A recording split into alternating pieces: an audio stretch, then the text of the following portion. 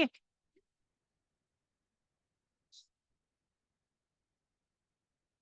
Hello, everyone, once again. I'm very excited to invite you all back in for this promising session on shaping ecosystems, the art and science of microbiome manipulation. My name is Serah Gitome. I'm a medical doctor and researcher from Kenya. I work with the Kenya Medical Research Institute. I also happen to have recently registered for my PhD at UCT. And I'm going to be under the excellent mentorship of Professor Joanne Passmore and Professor Elizabeth Ukusi. So I'm really looking forward to that. I'm also an NIH Fogarty Fellow for the year 2024-2025. And my current research in the area of vaginal health is focusing on bringing in the voice of women into the development of novel biotherapeutics for bacterial vaginosis, trying to come up with products that are not only effective, but women also actually want to use these products because they're tailored to their contexts and whatever diverse needs they may have. So as I introduce this session, I'm sure we all agree with this statement and what is on the slide here. I'm sorry that coming in on the second session of the day, I'll probably say a lot of things which you have heard over the last several hours. But just as a reminder is that all microbiomes are dynamic and the vaginal microbiome is no different. And it changes frequently in response to a number of factors, including medical interventions, genital practices, host hormonal changes, menses and menstrual hygiene practices, sexual activity. We saw even changes in age from the previous session also affect the microbiome. And arguably, the holy grail of the vaginal microbiome is one that is lactobacillus dominant. We've heard a lot about L. crispatus or having at least a single lactobacillus strain that is dominant in that microbiome. A microbiome that remains stable over time in the face of various disruptions. It protects against genital infections and supports healthy reproduction. And as many working in this field have alluded to, attaining this optimal microbiome is very challenging. We've had a lot of, reasons and factors that could affect this. Take the case of Emma. This is not her real name. She's a 25-year-old woman in Kenya who, for the last 3 years, has been battling a malodorous vaginal discharge, which is recurrent and that just never seems to be going away despite receiving treatment. She's tried a lot of over-the-counter as well as traditional intravaginal therapies, and none of them seems to work. She is worried her self-esteem has really taken hit, and she's worried that even her partner might leave her. The story of Emma is not unique to Emma. It's the story of many other women in sub-Saharan Africa, and is a poignant reminder that less than optimal vaginal microbiome is the norm in many settings.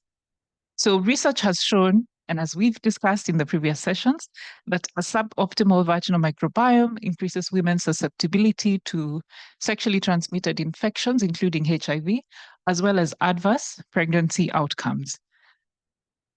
Not to mention the social and psychological effects it has on so many women, especially when it is a recurrent condition. Now, modifying the vaginal microbiome usually takes the goal of trying to achieve an L. crispatus dominated microbiome. At least that's what the science now is focusing on, and is motivated by a number of factors, which include the fact that current therapies for bacterial vaginosis are not able to really achieve cure and are associated with high recurrence. Vaginal microbiome manipulation offers an opportunity to reduce the risk of HIV, reduce the risk of recurrent bacterial vaginosis, and also offers the promise of novel, more effective treatment strategies that are tailored to the different contexts and the different microbiomes we find in women.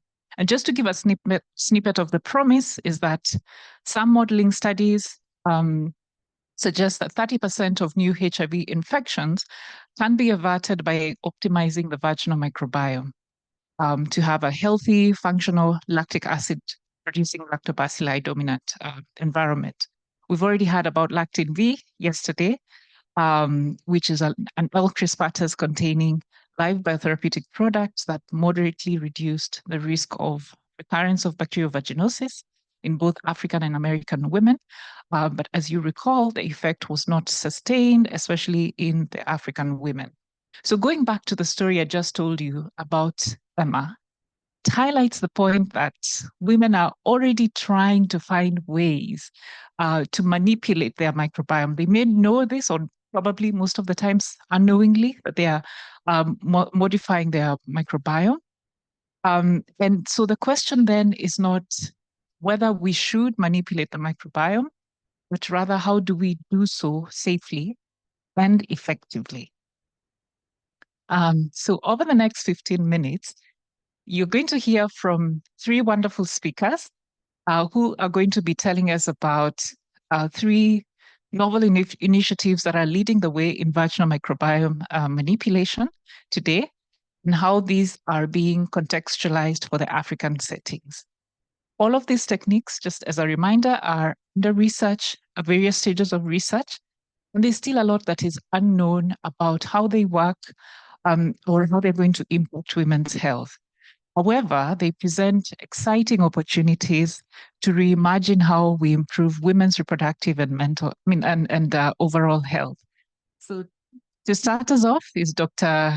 Caroline Mitchell, who will take us through fascinating topic of balancing the bags through vaginal microbiome transplantation and how this can be used to restore a healthy lactobacillus-dominated environment and stabilize the microbial ecosystem. Next, we will have, well, it's a little mixed up. We had a last minute change. So next we will have Dr. Disebo Potloane, who will tell us about bags as drugs. So how live biotherapeutic products are being used to maintain or restore a healthy vaginal microbiome, offering the promise of preventing recurrent BV and improving overall reproductive health outcomes. And then lastly, we'll have Dr. Sinaye Ngcapu, who will talk about bugs that eat drugs. Bugs that eat bugs or bugs that fight bugs. The use of phage therapies to target harmful bacteria with precision and without as much as possible disturbing the beneficial lactobacilli populations, thus holding the potential for safer targeted reproductive health interventions.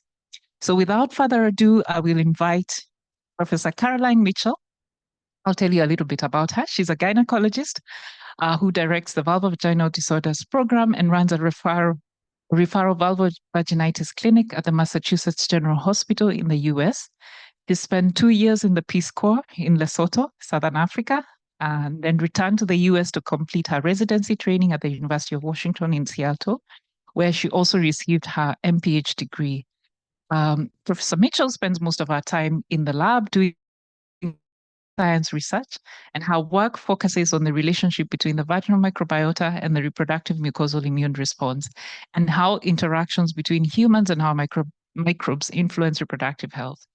She's a PI for the first US FDA-approved clinical trial of vaginal microbiome transplant as a treatment of chronic BV. Very warm welcome to you.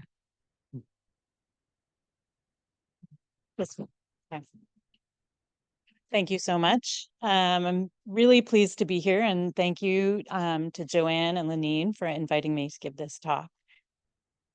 I'll start with a brief flashback to the figure that Doug showed yesterday about the vaginal microbiome of the women in the FRESH cohort. A majority have a non-lactobacillus dominant BV-like community, and just a small proportion have what we think of as an optimal lactobacillus crispatus dominant community. And before I talk about VMT as a way to promote a lactobacillus dominant community, I want to pause and we've talked a lot about lactobacillus crispatus is the goal. It's got to be the best thing. Is that true for everyone?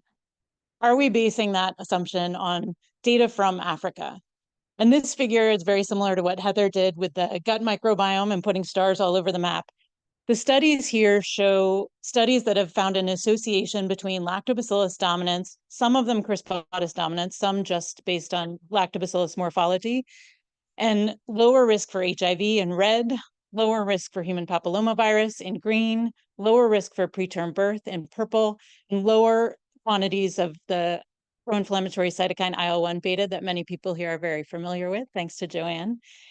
And what you can see is that no matter where you are in the world, lactobacillus does seem to be best in terms of reproductive health outcomes. And so this really should be our goal. But the problem is, when you start with BV or a non-optimal microbiome, treating people, as shown here in a paper from Sinaye's group, does not lead to establishment of an optimal community. There is some shift to more lactobacillus in the pink, that CSC3, but that's lactobacillus inners. And the green on the bottom you can see is quite small. It's not lactobacillus crispatus. How can we make that better? You've seen data, or you've heard from Doug about lactin V, which is a single strain lactobacillus crispatus live biotherapeutic. And that leads to crispatus dominance in some people, but when people stop using the product, most of that goes away. Disebo is going to tell you about a multi-strain lactobacillus crispatus live biotherapeutic with the Vibrant trial. But the third option is to transfer the whole community, lactobacillus crispatus and all of the supporting taxa or the friends that help keep it happy. A lot of this conference talks about ecosystems. So with that metaphor, we're transferring the microbe and what it needs to create its optimal habitat. So I'm going to tell you about this randomized trial of vaginal microbiome transplant for recurrent BV, which is the first in the US and the first randomized trial looking at chronic BV, although not the first randomized trial of VMT. Part of why we think this will work is that in the gut, fecal microbiome transplant has been shown to be better than probiotics, so than an unengineered community of microbes. This is a study that took healthy people, treated them with antibiotics, and then gave them either probiotics in the green, their own fecal transplant in the brown, appropriately, and in the orange is allowing their microbiome to recover naturally from the antibiotics. And what this study showed, and was quite small, was that when people got probiotics, their gut community did not go back to as diverse a community as if you gave them the auto FMT.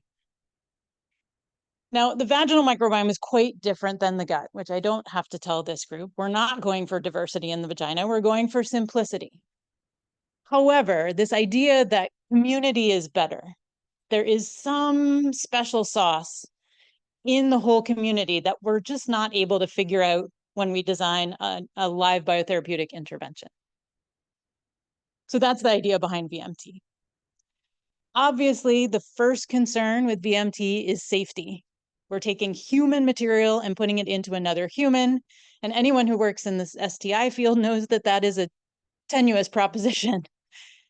So this is the outline of our screening protocol. We start by doing a phone screen with potential participants, asking them a ton of questions based on blood donor questionnaires. We also ask about possible exposures to things like Zika virus, Mpox, and also COVID. We used to test for COVID, now we just ask about potential exposure and symptoms. If people pass the phone screen, then they come in and we do a vaginal swab and we check their pH and Nugent score. It has to be a low pH and they have to have a Nugent score 0 to 3. If they pass that, then from that swab, we do qPCR for Lactobacillus crispatus and Lactobacillus inners as a quick way, a quick proxy for 16S sequencing showing a crispatus dominant microbiome. The ratio we use in screening is 1,000 to 1, and that tends to line up pretty well with a crispatus dominant microbiome. If they pass that, then we go ahead and we do testing for all of the infections listed here. And with that, 95% of people who volunteer to be donors screen out, which is about the same as FMT, and I think is quite appropriate because we want to be as safe as possible, especially in these first-in-human trials. If people pass all of that, then they come in and they give up to 20 donations over a 45-day period. The donations are done using a disposable menstrual cup that people wear overnight, or they put in sort of early in the morning and then come into the lab sometime during the day. We test each individual donation for human papillomavirus, the high-risk subtypes, as well as HPV 6 and 11. We do PSA and Y chromosome PCR for people with a male partner to make sure that they actually are being sexually abstinent. And then we repeat the Crispattis and Inner's qPCR on every donation and require a ratio of 100:1. At the final donation, we repeat all the tests we did at the beginning. And then 1 month later, we have people come back and we do repeat serologies for viral infections as well as for syphilis. And this is to be sure that we didn't miss an acute infection in the later part of the donation period. So that's a lot.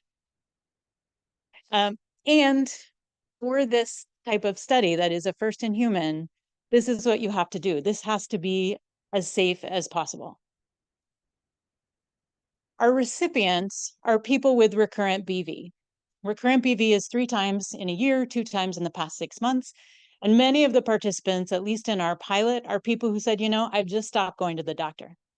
Like the patient that Serah talked about, they've been trying everything and nothing has worked for them and they're just done, which is why they came to us. We enroll people, they just have to not have a normal Nugent score. They don't have to have BV when we first see them. We have them come for a baseline visit before their next menstrual period. And then ideally during their menstrual period, we give them metronidazole, although the timing of that is quite difficult, as anyone who's worked with menstruating people is aware. And so we're sort of flexible on that. But within 24 to 48 hours of finishing the metronidazole, they receive their first dose of transplant, and then 2 days later, they receive a second dose. We then follow at 1 week, 2 week, 4 weeks, 3 months, 4 months, and 6 months. And how we deliver the intervention is really not that fancy. It's a transfer pipette and a speculum. So the FDA required us to do a pilot in 8 people to demonstrate that we could do this safely. And so I'm going to show you the pilot results. The larger trial is ongoing. For this, it's a little bit, people who are a little bit older, a lot of these folks have been dealing with BV for a long time. There's a mix of self-identified race and a mix of contraceptive type in this very small cohort. The results I'm going to show you, each column is a visit. Each color is a different taxa, and Doug calls this orange, but I call Lactobacillus crispatus gold because that's what it is. The red triangle is when people receive metronidazole, and the arrows are when people receive VMT. And this is work mostly done by Fatima Hussein, who is a postdoc in Doug's lab.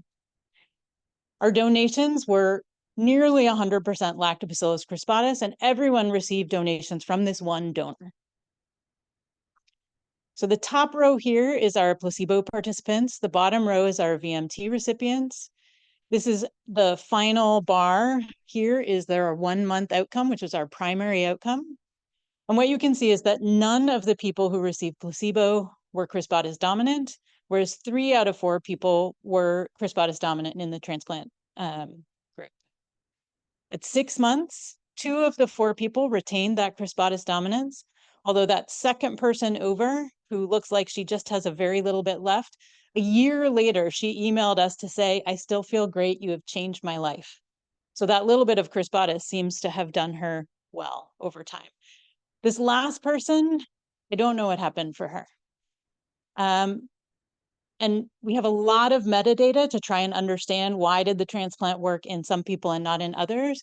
You might have thought, well, maybe that person had sex or was doing something. She is the person who did nothing. She had no sexual activity, and yet still the transplant did not work for her. The top person in the placebo, you might be looking at that saying, there's a lot of gold for that person. And I don't know, the blue is Gardnerella, and so they have Crispatus and Gardnerella, and that is a little confusing to me. But when you look at the quantity of Crispatus in that person, that is the dark orange line across the bottom. It is logs lower than the amount of Crispatus that we found in the people receiving transplant. And when we look, so for everyone who had detectable Crispatus, we cultivated isolates on MRS. We then sequenced those isolates and looked at the genomes. The blue here is reference genomes. The gray is people in the placebo group. The purple is people who receive VMT, and the orange is the isolates from the donor. And what you can see is the people who received VMT and the donor isolates, it's exactly the same. So it is, in fact, transfer of the donor crispatus to the recipient. So this to us is very exciting, especially because these are people in whom nothing has worked before, nothing. And so to get 50%, we think is very exciting. However, all of you are thinking, but it's 8 people, Caroline, really? So there are other people doing this work. There's a company called Freya Biosciences based in Europe who has been doing this, and they have 2 preprints out. We do things somewhat similar, although a little bit different. The top row here is the transplants that they provided. The gray is Lactobacillus inners. The dark blue is Lactobacillus crispatus. Red are the sort of BV-associated microbes. Each row across is a different time point in their study, and you can follow an individual participant all the way down. They recruited people who were asymptomatic, and when people showed up for their first visit, they sequenced their microbiome. Folks with a good microbiome were offered to be donors. Folks with a diverse microbiome were offered to be recipients. In this preprint, they dosed people day 1, day 2, day 3, so 3 doses of transplant with no antibiotic pretreatment. And what you can see is that first, some people spontaneously converted between screening and baseline to a crispatus dominant microbiome. And again, this is an asymptomatic group, not folks with recurrent BV. So the microbiome is dynamic, which we've heard already today. And of the 22 people who were not crispatus dominant at the beginning, 7 or 33% were crispatus dominant at 1 month. So without antibiotic pretreatment, 33% success rate, which is pretty good. Their other preprint with a similar recruitment strategy dosed people once per month, once per menstrual cycle. And what you can see, you see a lot of red. There's not a lot of blue. Also here, no antibiotic pretreatment. And so this did not work as well. Those folks who did not have a response in that second trial, which is almost everybody, were invited back and randomized to either chlorhexidine vaginal wash pretreatment or saline. And what you can see is 5 of the 10 people who received the chlorhexidine pretreatment achieved crispatus dominance, whereas nobody who received saline and VMT or chlorhexidine and saline, none of the other combinations were as successful. So in summary, VMT is a resource-intensive intervention. It would likely present a significant logistical challenge at scale, but it does offer an important opportunity to understand the determinants of lactobacillus colonization. Efficacy is still not confirmed, I would say, but it really does seem promising. And especially because in those who colonize, it really does seem to be durable, both in our results and as well in the Freya results. And donations from the same donor do not have the same impact in all recipients. And so we've figured out we can transfer a healthy community, but how alike do the donor and the recipient have to be? What is it that determines engraftment? And our eventual goal, once we understand that, is to better design a synthetic intervention. So many thanks. I'm just over time. I didn't talk fast enough, and I appreciate talking about this when we have questions.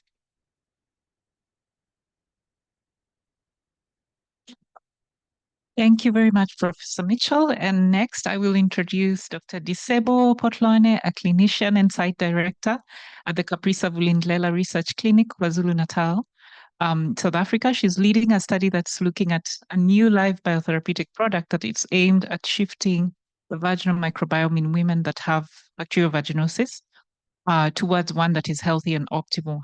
She works in a community that has high rates of HIV infection in young women, in which bacterial vaginosis is one of the major contributors to the acquisition of HIV. I must also say that Disebo and myself share a lot of interest in understanding women's user experiences when they're using these novel products. Welcome.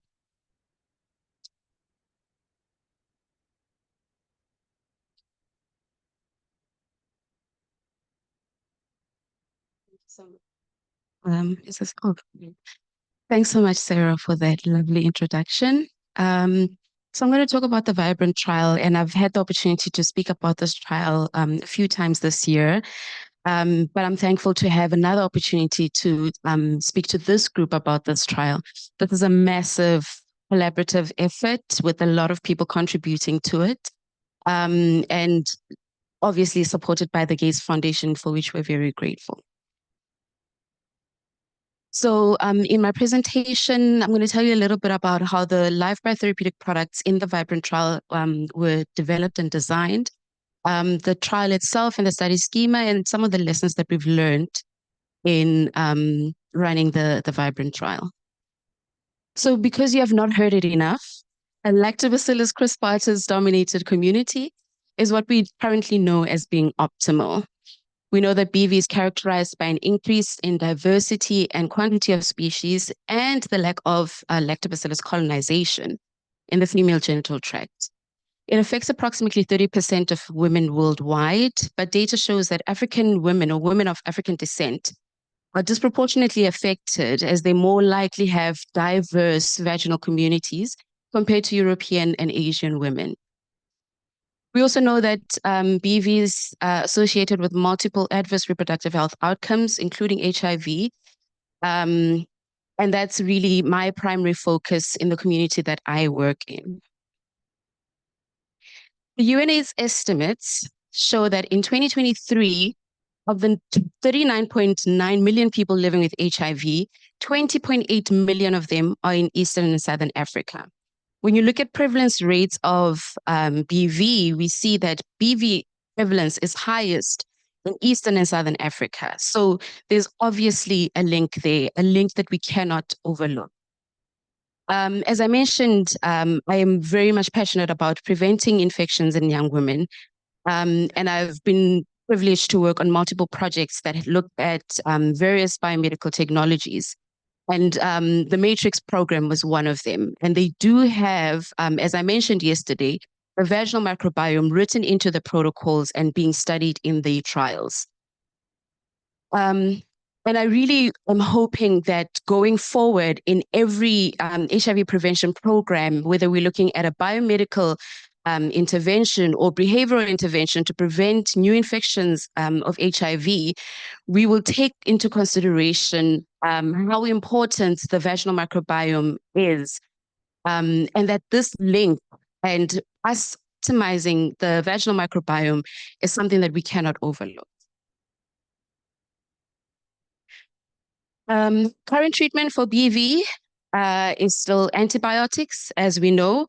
And Caroline has mentioned in one of her talks that treatment hasn't changed since the 1980s. So we're still using that old treatment that we've had for years. And we know from data that there are very high recurrence rates in people that have had BV and been treated for BV. We also see from this and other data that women that have BV and are treated with antibiotics, they more likely will have Lactobacillus innes dominance rather than crispatus. So antibiotics does not actually promote crispatus dominance. This is data from the Caprisa 083 study that was done by Sinaye and his team. And we see here that at baseline, women were that had BV were treated with antibiotics, and then 6 weeks and 12 weeks after treatment, the community state types were characterized again.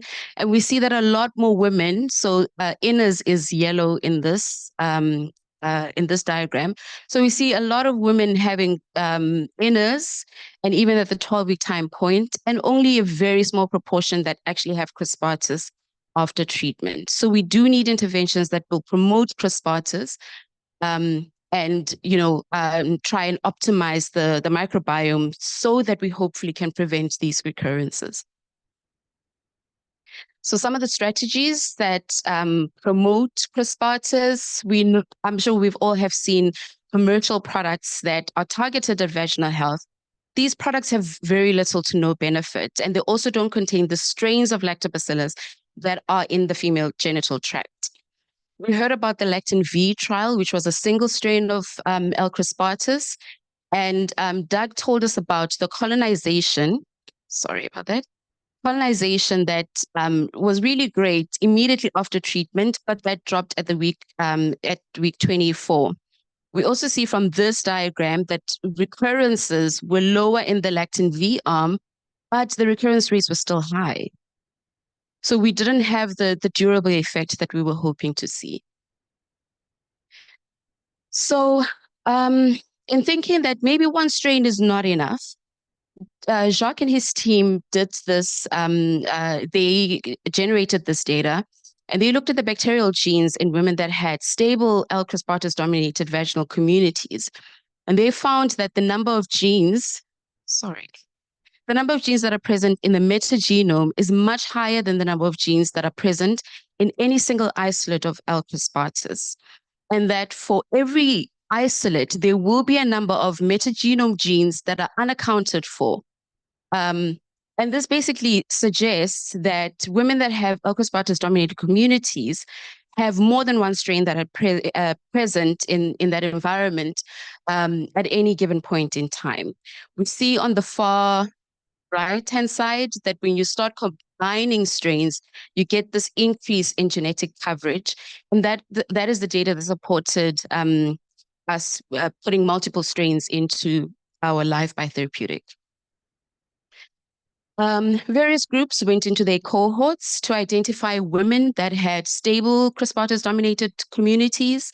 And this is data generated by Sinaye again from the CAPRISA 084 study, which was a PrEP demonstration study. And here we see 3 women that had these stable crispata-dominated communities over at least 3 consecutive study visits. Joanne and her group went through the same exercise, the fresh cohort, Dagan and them, they went through the same exercise. And even in the US, we identified women that had these stable communities. We then isolated the crispatus in these women, and that is what led to the combination that we currently have in the Vibrant products. So from that combination, we have 15 genetically unique L. crispatus strains that were collected from women in the US and in South Africa. And again, Jacques and his team, generated this data. They ran these through an in silico algorithm and selected 6 of these, which will provide maximum genetic coverage. So with just these 6 strains, we're able to get up to 80% of the genetic coverage. And these are the 2 products that are now have gone into the Vibrant trial. So a product containing 6 strains called LC106 and another containing 15 strains called LC115. So the Vibrant trial is the first in human trial of these 2 live biotherapeutic products. And the main aim is to assess the safety, tolerability, and colonization kinetics of LC106 and LC115. Our study objectives are the safety and colonization kinetics to determine the capacity of the L. crispatus strains in the live biotherapeutic product to establish colonization and to identify optimal dosing and free strategies for future trials. The trial is being conducted at the Massachusetts General Hospital, and Caroline is our study sponsor and the PI for the Mass General group, and also at CAPRISA Vulindlela in KZN. We have tweaked our sample size slightly since our beginning, but both sites are still actively enrolling into the trial.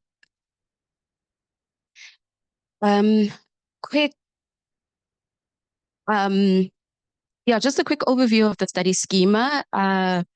Sharon had this slide in her presentation as well. So women that are successfully screened into the Vibrant trial will then be randomized into one of 5 arms. All participants will receive a 7-day course of oral metronidazole per the local standard of care.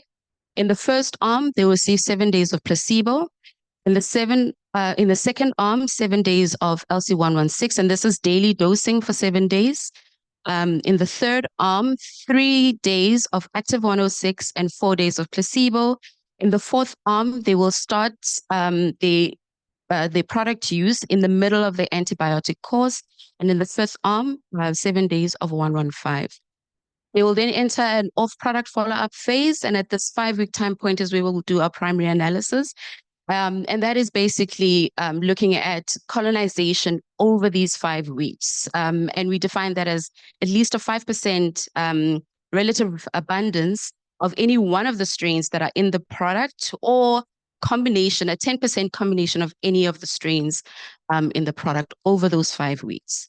We also have this extended follow-up phase, and at this time point, we'll see how much of the isolates are still present. Concurrently, we are doing a qualitative ancillary study that's looking at user experiences. And as Serah mentioned, I am really interested in producing products that women want to use.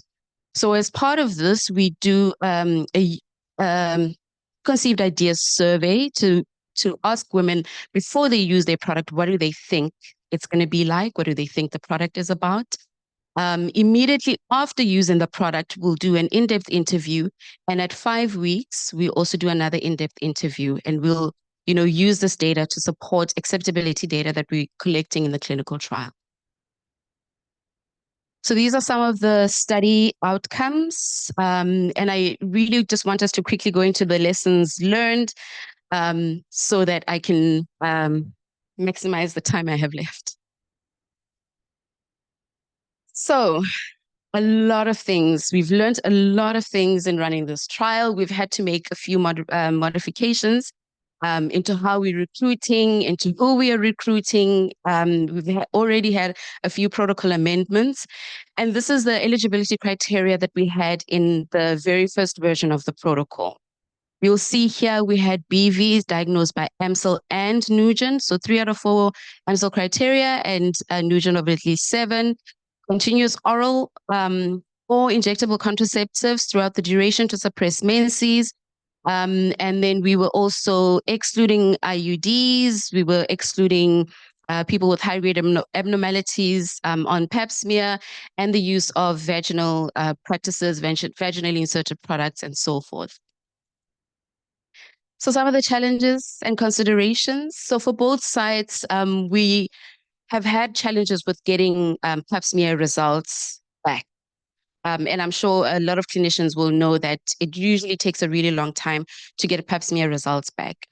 And to remind you, participants will be randomized after they've been diagnosed, and only after randomization, they'll be given their course of metronidazole because of that fourth arm that overlaps metronidazole and the product use. So we'd need to randomize them and then only give them products. So while you're waiting for pap smear results, these women that have been diagnosed with BV will be waiting for us to get results so that they can be randomized. And really, there were some ethical questions around this. So we've had to take pap smear out as an exclusion, but somehow make up for, those few cases where the pap smear will come back as abnormal. We've also had, challenges that were site-specific. And in the US, it was mostly women that either really did not want to use hormonal contraceptives for various reasons, women that had IUDs or implants that would have been excluded per our first version of the protocol. And this really, really caused us to lose a lot of people that do have BV. So we excluded all these women, and we've really had to consider whether we need to expand the allowable contraceptives to, get more people that could potentially benefit from this intervention. For the South African side, STIs, HIV infection was not unexpected, and it's been one of the highest causes or highest reasons for screen outs.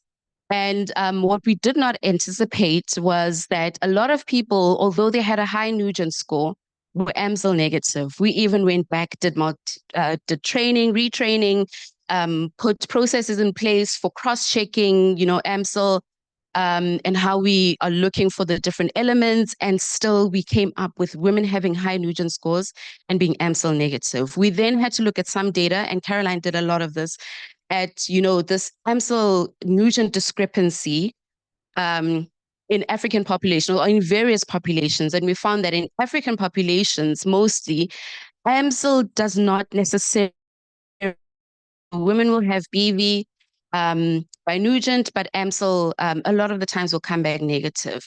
So we put forward a proposal to SAPRA, since AMSEL inclusion was actually an FDA requirement.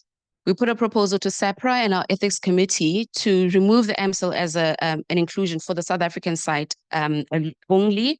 And we've had to motivate with the data that was collected. And luckily, they did agree that we can remove AMSEL. So we're still doing it in the study, but it's no longer an inclusion criterion for us. So just to wrap up, what our overall expectations for the program is. So we really aim to find a product eventually that will prevent incident BV in people that are at risk. We aim to create a durable and predictable shift towards L-crispatase dominance. And one of the main priorities of the program is to find a product that is, will be able to be used in LMICs where BV diagnosis is really not optimal. One of the speakers earlier spoke about the syndromic management, and that's been one of the challenges, that even if women have had BV and have had recurrent episodes of BV, they wouldn't have known, because the minute you present with a discharge, you get this whole package of treatment. And another thing is that a lot of the BV that we see is asymptomatic, just like STIs in our population. So it really posed a challenge. And this is one of the things that we hope in this intervention will assist with. So these are all the institutions that are represented in the VMRC, and we specifically like to thank the Bill and Melinda Gates Foundation for all their support. Thank you so much. Thank you very much, Disebo. Lastly, we have Dr. Sinaye Ngcapu. I'm sorry, a little bit of your time has been eaten. He's a senior scientist in the HIV mucosal immunology lab at CAPRISA and an honorary lecturer in the Department of Medical Microbiology at the University of KwaZulu-Natal. His research focuses on the role of commensal microflora in the female genital tract and how it modulates immune responses, particularly in relation to HIV prevention. In recognition of his contributions to HIV prevention, Dr. Ngcapu received the prestigious HIV/AIDS Research Award at the 21st International AIDS Conference. He has served as PI on several major international grants, including from the NIH for his work on the microbiome and preterm birth, from the Bill and Melinda Gates Foundation for research on phage-derived effects on bacteriovaginosis anaerobic pathobiomes. Welcome.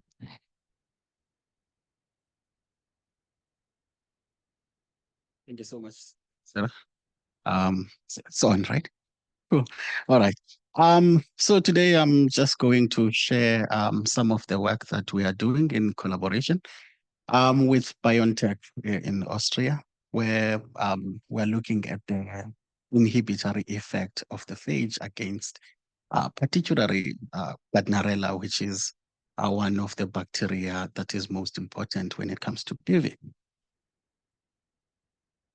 I'm not sure whether I should present this. Disebo and Caroline have done a great job. You see, Disebo say I'm stealing her slides. So just to maybe to just have a take-home message here is that if you are looking at this slide, really, this is pre-treatment, this is post-treatment, this is 12 weeks post-treatment. What I'm more interested in that I would like you to look at is actually the BV-associated CSTs, which is CST4A and CST4B. CST4A being dominated by BVAB, and then B is dominated mainly by Atopobium and Gardnerella. If you look at these two CSTs, you would notice that, yes, there is a shift, as Disebo mentioned, that shift tends to go towards the inners, but you are not clearing PV. With metronidazole, you are not clearing PV at all. So that means that somehow there is resistance that is happening. So we then said, okay, let's look at some of the isolates that we have, particularly Gardnerella, because we believe that Gardnerella is one of the bacteria that can create resistance. When it creates resistance, then you're most likely not to have an effective treatment outcome. And also, Gardnerella produces biofilm, which protects the other BV-associated microorganism from treatment, making it easy for the other for the other microorganism to create a BV recurrence later on in treatment. Okay. So with our study, we actually isolated Gardnerella at all 10 points. It is expected that here at a baseline, we should be able to extract a lot of, isolate lots of Gardnerella because majority of our women were BV positive at baseline. We treated them with stat dose 2 grams of metronidazole. And then we realized that, okay, there were some women that actually cleared. There were not many of them, just less than 30% really. And then those women that cleared BV, we followed them up to see for if they are really cured at 12 weeks. If we just take these women, 17 of them, if you notice at 12 weeks, some of those women, they actually had recurrent BV. So suggesting that there is something that is driving recurrent BV. Of course, women that didn't clear really after being treated with metronidazole, we went on to introduce 400 milligram standard of care treatment of metronidazole for 5 days, twice a day. And then we also again realized that clearance was really, really small. It was just less than 10%. Still, we still had those persistent BV-associated microorganisms or communities. So we then said, okay, let's look at Gardnerella resistance. So what we have noticed is that women that actually at baseline that were treated with metronidazole, you would find Gardnerella isolate even in women who were cleared according to the Nugent score, that is less than 3. So we saw that majority of these Gardnerella isolates were resistant when we did the MICs. Not just that, what we also noticed is that those that were still treated, when untreated, the ones that were cleared at 6 weeks, we were still able to track and find that they had Gardnerella strains that were resistant to metronidazole at that time. So what's also interesting about this picture is the fact that in some cases, you would find that Gardnerella strains were resistant to metronidazole even before they were treated. So, but we don't know whether they were ever treated before this. So we must also take that into consideration.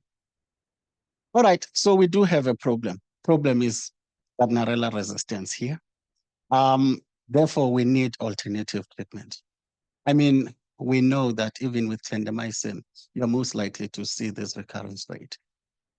Metronidazole is actually showing perfectly that it's not really taking us where we want in terms of clearing BV women. So we need something that's an alternative. We need something that we can use alone or that we can use in conjunction with metronidazole. So with that, the BioNTech group from Austria actually looked at the sequences. So they went into a database, look at the sequences of Gardnerella, trying to find really a region that codes for an endolysin, an enzyme. This endolysin, so we know that phages, they actually attack bacteria and then they inhibit that bacteria by targeting either outside the cell walls or even inside by degrading it.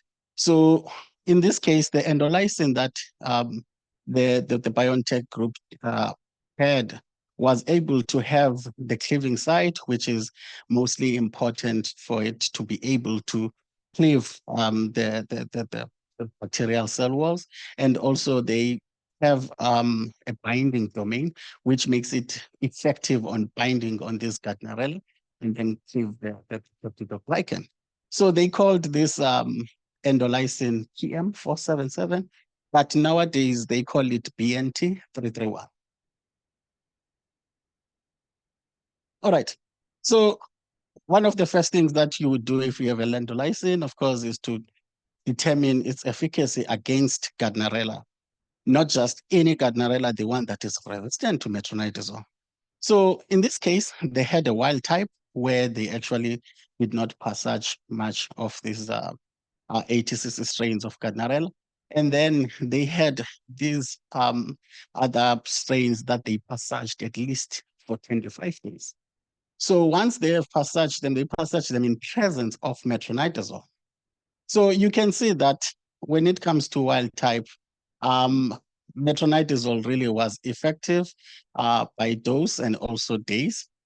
But once they started passaging it and then there was a bit of resistance, you can see that metronidazole now couldn't really inhibit the growth of these microorganisms.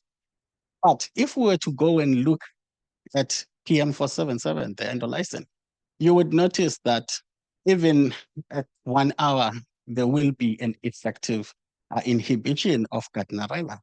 And this is taken through even at 24 hours when it comes to the wild type. And when you look at the isolates that were passaged 25 times and were resistant to metronidazole, you would see that the endolysin was able to inhibit these isolates very easily.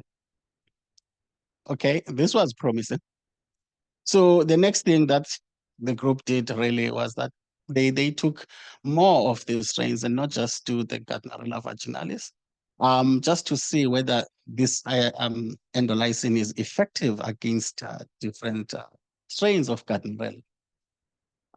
Again, after passaging at least 5 times, you would notice that there was a break point of metronidazole, although majority of scientists do say that there isn't really a break point for metronidazole, but there are some studies that actually show that it should be between 0.5 and 8 microgram, because apparently in plasma you would find metronidazole around 5 and 25 microgram just after administering it.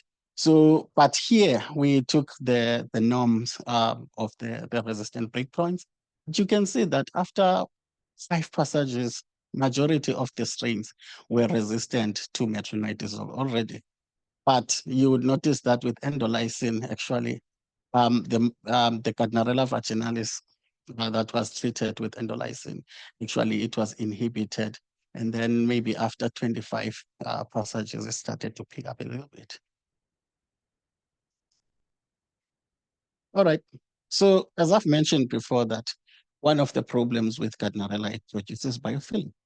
And biofilm helps these other microorganisms to scaffold around and underneath it to prevent the efficacy of treatment.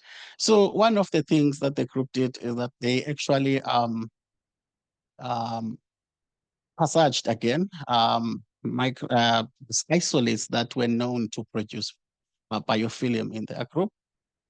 As you can see that they were able to really reduce some of the growth of lactobacillus, of Gardnerella, but you can see that the concentrations were really high, concentrations that I don't think would be used in humans. So, but if you look at endolysin even at very low concentrations, you were able to inhibit those biofilm producing Gardnerella strains. All right, we then compared the clearance of the Gardnerella strains against now clindamycin to see if we are able to determine or compare between clindamycin and PM477 and metronidazole.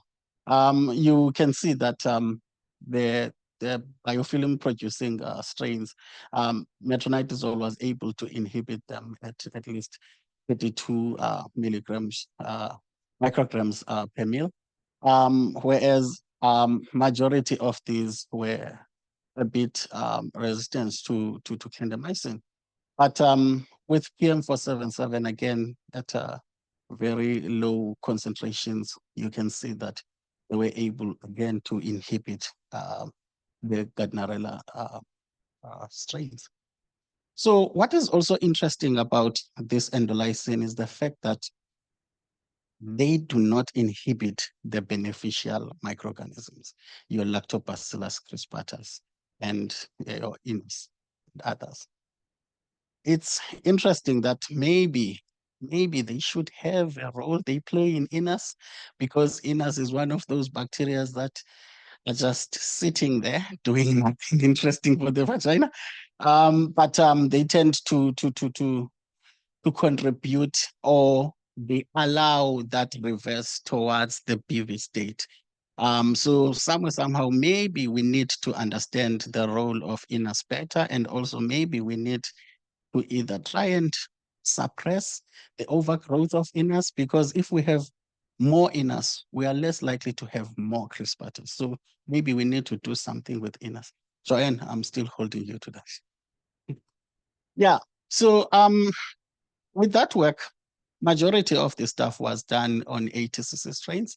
It was not done really on isolates from humans. So the BioNTech group, with the help of the Bill Gates Foundation, they came to us and to collaborate. So we have this cohort that we started recruiting a few weeks ago, where we are actually recruiting and enrolling women who are actually BV positive and STI negative. And then we treat these women with metronidazole, 400 milligrams twice a day for 7 days. And then we collect swabs during the time they're in metronidazole. And then they come back at day 8 for a test for cure. For those who are cleared, then we continue to still collect the swabs. Those who are not cleared, we offer them an alternate clindamycin. I think it's about 5 grams of the cream that they can use at night for 5 days. So we collect again samples during that time. We call them again back, visit 3, to see if they are cleared. For those who are not cleared, we treat them using the South African standard of care guidelines. And then we again go on to test for cure at visit 4, which is 24 days. So what are we doing really is that we are collecting all the samples during these visits, and we are mainly focusing on 2 end nodes. One is that we kind of know the proportions of people who will be cured and people who will have BV recurrence because of the previous studies. But what we really interested in this study are those people who are persisting over time, who have BV state over time, suggesting that there is resistance to the treatment that we are giving them. Why are we interested in that? Because we want to test the endolysin against those strains. So we have done some work. Andile and Kukuletu in our lab have done some great work where they actually took a woman who had bacterial suspension of a woman who had a Nugent score that was greater than 7. We don't know whether the participant took any antibiotics before, and also the person was asymptomatic. So we tried to stain for the bacteria that we could find there after incubating the suspension using buffer control and also by PM477. So when we actually use the buffer control, we would have expected more bacteria, particularly the PV-associated bacteria, because there's nothing that's inhibiting them. So as you can see here around this clue cell, that there's lots of bacteria here. So the other bacteria is red, and then the Gardnerella vaginalis one is green. So when we removed the other bacteria, you can see that you still have lots of Gardnerella around this clue cell. And then when we actually looked at PM477, now this is the bacterial suspension that we treated with PM477. So we had all the channels here, the channel for Gardnerella, the channel for other bacteria and TEPI. You can see that you don't see any green here. We then said maybe we need to switch off the other bacteria channel, but still there was no brain microorganism that represent Gardnerella. So suggesting that actually PM477 is really effective against the South African strain. But let's bear in mind, this is just one participant. This participant has never been into treatment and see that they are resistant to it. So the actual study that we are doing is going to tell us more actually whether we are able to inhibit this. So with this, again, I would like to rehash what everyone has been saying, is that we have clindamycin and metronidazole as our treatment. They are not really effective. Recurrent rates are high. We need an alternative. PM477 is proving to be that alternative, although it's still at an early stage. We're doing more studies. And also, it's interesting that it's actually not harming the beneficial bacteria. But what remains really unclear is whether PM477 will be able to inhibit the strains that are found in our environment, particularly those that are resistant to metronidazole and clindamycin. The other thing we also thought it would be interesting is to see once you have cleared the bacterial community with PM477, what grows up? Do you see lactobacillus growing up? What kind of lactobacillus that's growing up? Because Lindy Messin showed that if you have lactobacillus crispatus that is growing in the presence of BV community, that lactobacillus crispatus might be inflamed. So we also need to understand that what is growing. Lastly, is this endolysin really the candidate for the weed and seed that Sharon was talking about yesterday, where maybe you can use the PM477 to weed out all, I mean, not all, but to compromise BV and then introduce Disebo's VMRC, LPP strains to see if they can colonize better, because now you don't have metronidazole, that Gardnerella that may affect it. Or do we need to use this PM477 in combination with MTZ? That we will be doing more of these studies as we go on. Luckily for us, the Melinda Gates Foundation, Bill and Melinda Gates Foundation have been kind and sponsored us with a vagina on chip that can actually tell us something, although it won't give us a definitive answer, but it will definitely push us towards understanding all of this. With that, I would like to thank everyone who has contributed to this work, and thank you so much, Joanne, for inviting us. Thank you.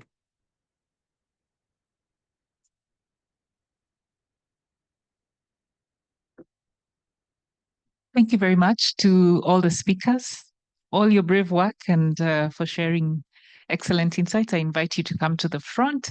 So we have about 25 minutes for questions and discussion. I do have some questions from the online community, but I would like to start with the audience here. Joanne and Yannicka and the gentleman at the back. Oh, many questions. Okay. So keep it short and sweet.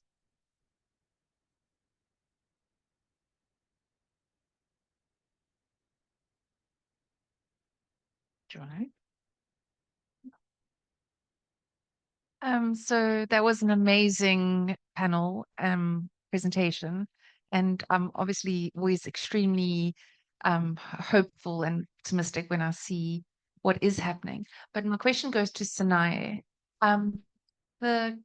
Can you just comment on like the clinical phase, because I might have missed it, but when you showed the fit data, which looked beautiful, I was wondering, was that woman treated with PM1, your product, or was it added in vitro? Yeah, it was added in vitro. The BioNTech group is actually conducting the phase 1 clinical trial in the US and Europe, and we are in talks that it must come to South Africa next year. Yeah, I was going to say, the model with Vibrant is a brilliant one, where it's being done in parallel. So maybe work on those discussions with them, but very exciting. All right, Janneke, thank you. I have a question about the Vibrant study. Thank you so much for the very interesting presentations, all three of you, very exciting.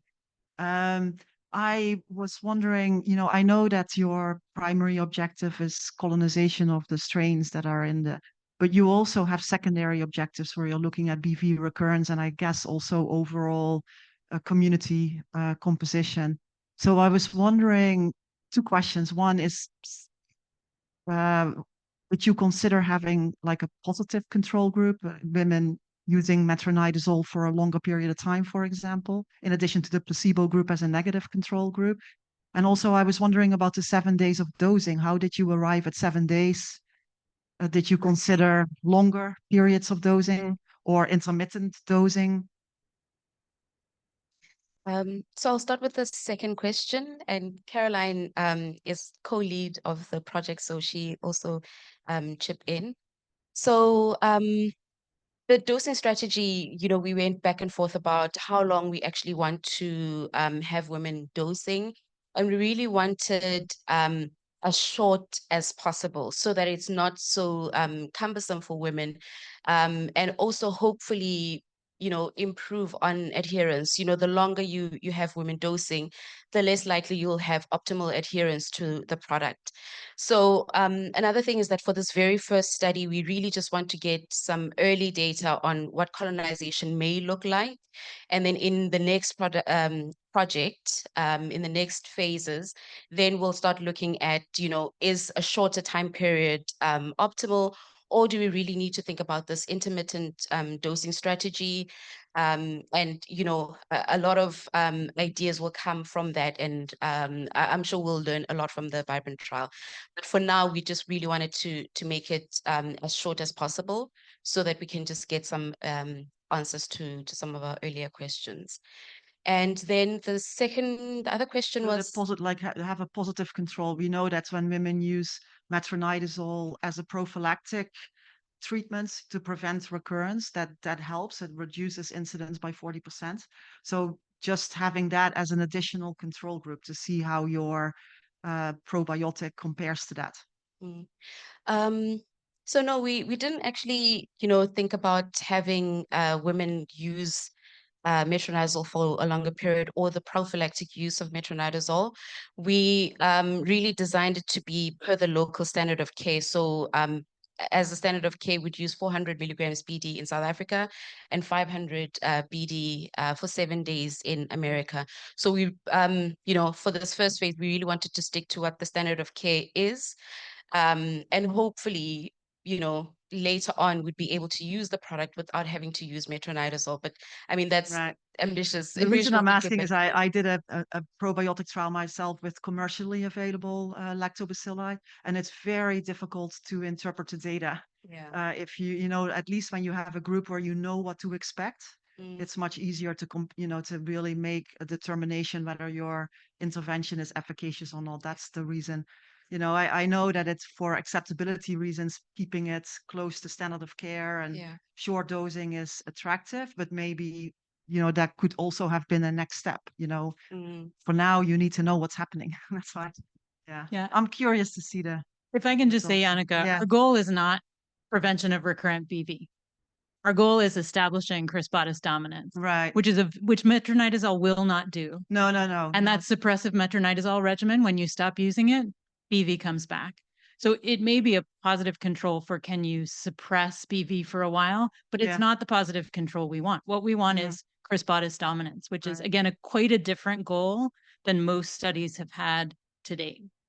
And so this phase 1 is really about the mechanistic study that you can't do because you don't have an animal model. This is the first thing to look at colonization. And then as Disebo talked about, the next step would be, if we can get that, what does that do clinically? Yeah, because establishing the lactobacillus dominance is to prevent BV, right? Yeah. Okay. All right, we have somebody at the back. Yes. But yes, you. Hi again. Thank you. That was really, really good. So all of you spoke toward the difficulty in shifting a microbiome to a Crispatus dominant one. even with an intervention as significant as, antibiotic treatment and then VMT. And then Sinaye, you showed that, these biofilms could be protecting BV-associated bacteria and allowing them to come back. So there's potential microbiome reasons for this difficulty, if you would, in switching. What's known about host-derived selection of certain strains or elimination of certain strains or species of bacteria? Do we know much about that? No. And I mean, that's a very flip answer, but I think, again, because we don't have a model system, it's that intervention, seeing how an intervention perturbs a system is how you get to those mechanistic questions. And we haven't been able to. BMT gets at the question, is it the host or the community that matters more? Vibrant gets at some of the questions of, like, does geography matter in strains? Will the South African isolates colonize better in folks in Vulindlela? Or does it not matter where the strain comes from? And it matters more about the specific person and that person's specific selective, whatever it is that selects for lactobacillus. But the mechanistic determinants of lactobacillus colonization, it's not well known. Okay. I think we have, yes. Yes. Please remember to introduce yourselves and okay. My name is Serah Gitome. I'm a clinician. And my question is, the Vibrant study, given the issues of getting pap smear results back in time, did you consider doing a HPV test, given it's a better negative predictive value? If it's negative, it's actually negative. Did you consider doing that? It might increase the cost, but did you consider doing either in-house or in some other private lab, since it's not something that is done in public yet? And then to the other study, at what point, during the treatment, do you say that, what do you define as persistence and recurrence? At what point does it become a recurrence and persistence? Okay. So we are doing HPV. I didn't put a much emphasis on it, and HPV is not exclusionary, so we will be looking at HPV. We didn't use it as an inclusion criterion, or an exclusion criterion, but we are doing it in the background as part of our other objectives. Yeah. Is there something else you want to add on the HPV? Okay. The pap smear. We didn't consider for it to replace the pap smear necessarily. But yeah, I mean, we do have high prevalence of HPV in our community, especially my community in Vulindlela. But we didn't actually see it as a replacement for the pap smear, but it is something that we are interested at looking at. All right. Just to answer the question. So when it comes to clearance, so we actually treated the participant at baseline, and then we followed them up at 6 weeks. So at 6 weeks now, we did a test of cure, looking at the Nugent score and also at other tests like STIs and all other stuff, to see if they have cleared, right? So those that actually still persisted with a Nugent score of 7, we took those people as people who have been cleared, and also the symptoms were still there. So we then again treated with 400 milligrams in this case for another 5 days. Yeah, so that's how we managed to determine the persisters. It's when you come back after being given the treatment, come back again with the Nugent score of 7.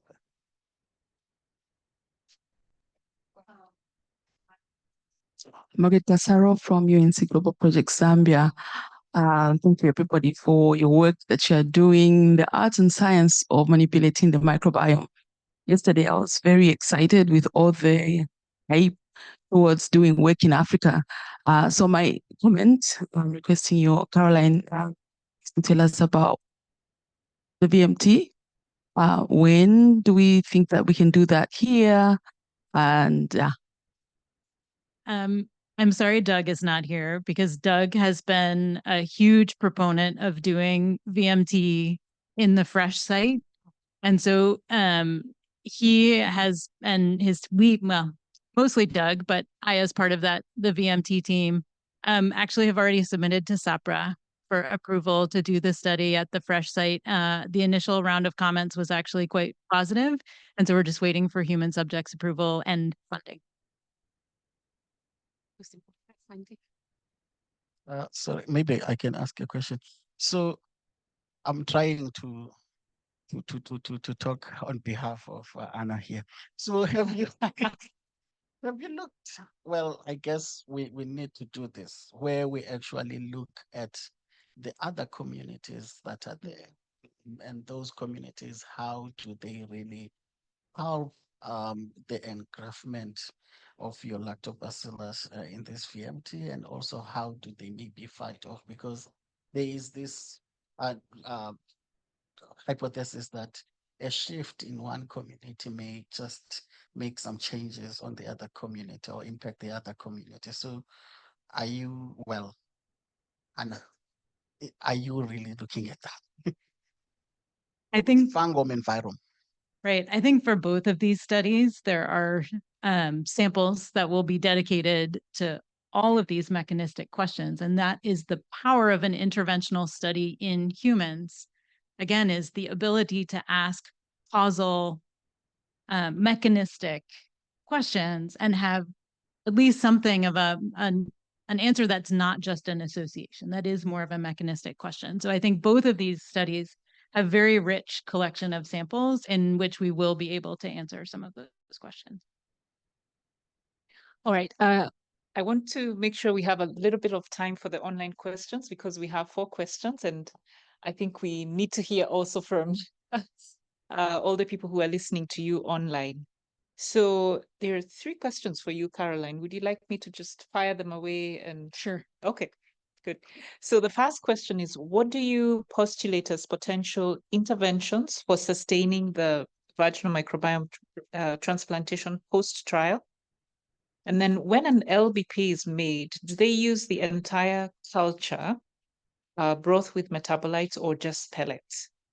And the last question, what are your thoughts on donor matching for VMT, matching for ethnicity, blood group, etc. to improve engagement outcomes? Yeah. So for the first question, I'm assuming they mean the VMT itself in the recipient, not VMT as an intervention. Right now, the hypothesis is that it persists because we've sent the lactobacillus there with friends. And that part of why live biotherapeutics might not work is that the lactobacilli don't have their supporting cast that they need, either from a metabolic standpoint or some other microbe that is complementary. So that's the first hypothesis. In terms of matching for this study, which is the first study for recurrent BV, we wanted to be as agnostic as possible. So I didn't want to match for this study so that we could figure out, does matching matter? Yeah. I think, again, our study, even the larger study, is still small. And so will we be able to say that for sure for all of those characteristics? Probably not. But we'll start to get some first ideas about what things might be important. I'll say our donor for the pilot study was white, and a significant proportion of our participants were identified as Black, and it was still successful with that mismatch of self-identified race in 3 people. And then for the I think for the live biotherapeutic, I think there are other people who know this, but it really is freeze-dried or lyophilized bacteria. It's not the metabolites. It is really just the bacteria in a methylcellulose sort of tablet backbone. And I think Disebo is going to find out a lot more. I don't think the tablet is the right vehicle forever, but it is just the bacteria and not metabolites. Okay, thanks, Caroline. And then there's a question for you, Disebo. Why did you exclude menopausal women? And if it has to do with hormonal changes, do you then check if hormonal differences is a factor within or between your cohorts? So menopause presents its own challenges with regards to, shifts in the microbiome. And in this first study, we really wanted to eliminate as much heterogeneity as possible, which included, the menopause question, which suppression of menses, the pap smear, yeast, all of that. So we were trying initially to have a group that's really as homogenous as possible. And that's why we excluded all these factors to try and get some early information. And that's really the main reason. And it really wasn't much else, just to try and get some early answers. Joanne, yes. I'm so glad there's a last discussion time. But to Caroline, I just wanted to, we've got a paper and a review at the moment led by, no, it's not a VMT, don't worry, but it's led by Brian and Chantel Claassen, and it's on partnering with the blood transfusion services for VMT. So we did a FMT and VMT component. But I think the key thing we were thinking about, in terms of vaginal microbiome transplant donors, is that there's a lot of altruism within the blood donation cohort. And I don't know if I remember correctly, but over like 90% of the women would donate, and they'd happily donate. And so we've got some quite good rich feedback from that. And I just wondered if you could speak about difficulty with getting donors and what your process was. We've had a lot of volunteers to be donors, and we're very strict. And the kicker is we ask people to be sexually abstinent for 45 days. And that is where we come up against people, like colleagues are like, I'll donate for your study. And I tell them that, and they're like, and one of the things we've talked about with the fresh cohort participants, because I said that and the room burst out laughing, and they were like, there is no way. And so the plan for the fresh cohort is to do much more aggressive testing of the individual donations to make sure they're safe, so that we can not ask for that sexual abstinence. It's possible we could also do a shorter duration during which people donate, but it's so expensive to sort of clear a donor that we want as many donations as possible. Yeah, so I do think with a large number of donors, fewer donations and a shorter duration of time, it's not as cost effective, but I think that would allow the folks who really do. Most of our donors are like, I have a friend with BV. I have a sister with BV. Like, I want to help fix this. It's absolutely altruistic. And the folks who do donate for us are incredibly altruistic. And many of them have out-of-town partners, but it really is a gift that they're giving. And we're incredibly grateful to them. All right. So, okay, there's one more question. I think then we can wrap up. So let's hear it. Hi, I'm Mkize from University of KwaZulu-Natal. So the discrepancy between the BV and the AMSA criteria is very confusing. Can you maybe have some insights on that, particularly why South African women?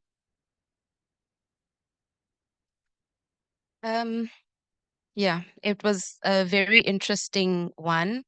So looking at the different criteria for AMSEL, we almost always found high pH. A lot of women did not have a discharge. So a lot of women were asymptomatic, they didn't have a discharge.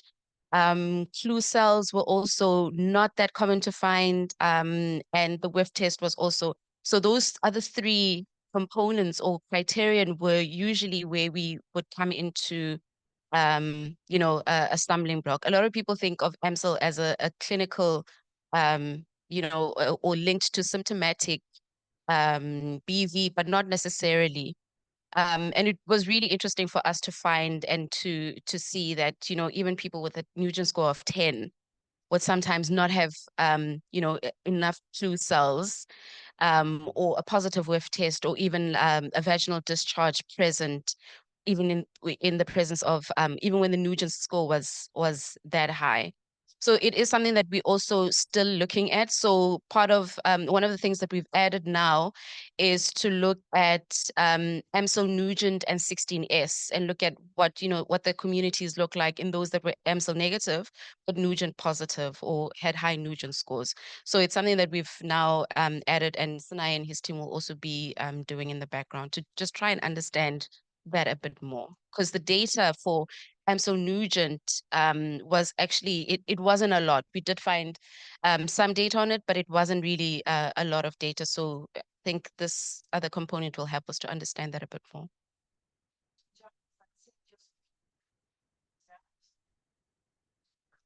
Possibly, but in the Vibrant trial, we are excluding people that, are practicing any vaginal cleansing.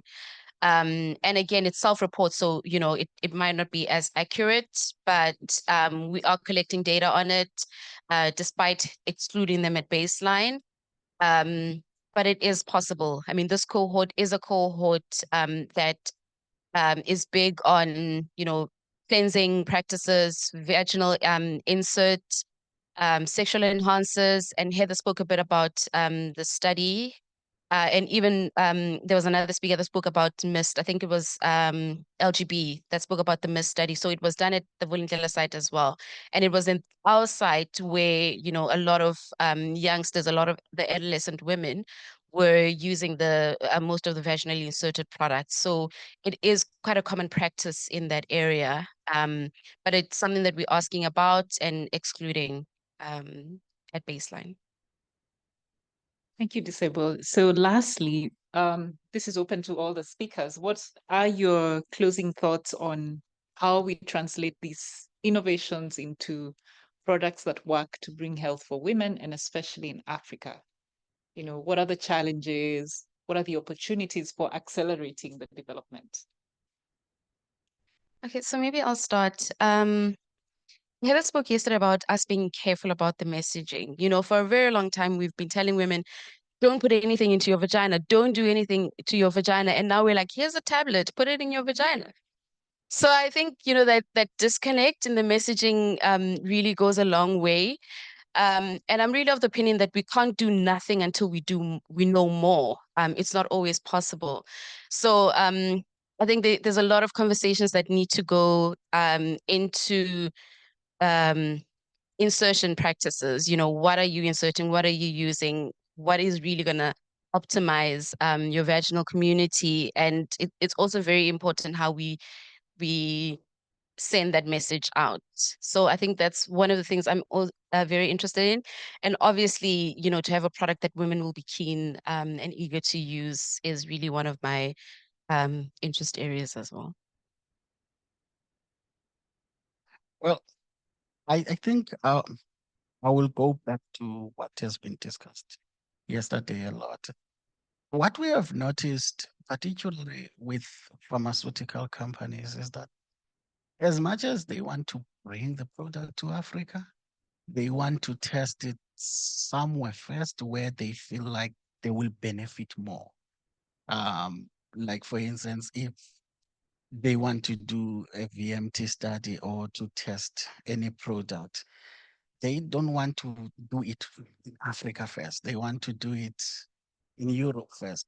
Why is that? It's because they feel like there is more money there to be made. And also they feel like our cohorts may compromise their findings eventually. So we are trying hard to talk to them, some of the companies that we are in collaboration with, to say, you cannot do something there in silo and expect it to work wonderfully in Africa. You have to bring it back to Africa. You have to start here. Be with us. Let's do it together.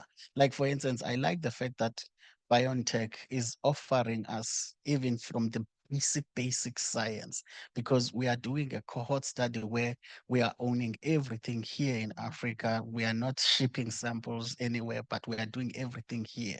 And to me, whatever results that we come up with will inform what they are also doing in other parts. So, but you find that other companies, they tend to want to take everything, do it on their own, and then bring the product to Africa, of which we are trying to really say no to that.